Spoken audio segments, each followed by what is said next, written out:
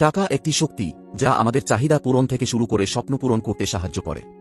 এর মাধ্যমে আমরা খাবার, শিক্ষা, বাসস্থান, আরাম এবং ভবিষ্যৎ সুরক্ষার ব্যবস্থা করতে পারি। ঠিকমতো ব্যবহার করলে স্বপ্ন পূরণ করে আর ভুল ব্যবহার করলে পকেট খালি করে। তাই টাকার সঙ্গে সম্পর্কটা যেন সাবধানে এবং যত্নে থাকে। মনে রাখবেন, এটা শুধু খরচ করার বস্তু নয়, বরং সঠিক পরিকল্পনার মাধ্যমে সঞ্চয় ও বিনিয়োগ করে জীবনের মান উন্নত করার হাতিয়ার। বাজেটিং করতে হবে, যেটা আপনার আয় আর খরচের মধ্যে একটা সম্পর্ক তৈরি করবে। এটা না করলে আপনি কখনই বুঝতে পারবেন না টাকা কোথায় যাচ্ছে। বাজেট ছাড়া খরচ মানে মাছের ঝোলে লবণ না দেওয়ার মতো।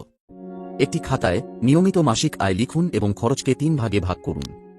যেমন প্রয়োজনীয় খরচ মানে বাড়ি ভাড়া, খাবার দাবার, পড়াশোনা, মেডিসিন ইত্যাদি। অপশনাল খরচ যেমন ঘুরতে যাওয়া, রেস্টুরেন্টে খাওয়া, চা, সিগারেট ইত্যাদি।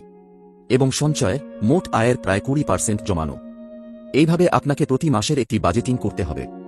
এই বাজেটিং খুবই কার্যকর হবে, যা আপনার আয়কে সঠিকভাবে পরিচালনা করতে এবং অপ্রয়োজনীয় খরচ কমিয়ে সঞ্চয় বাড়াতে সাহায্য করবে।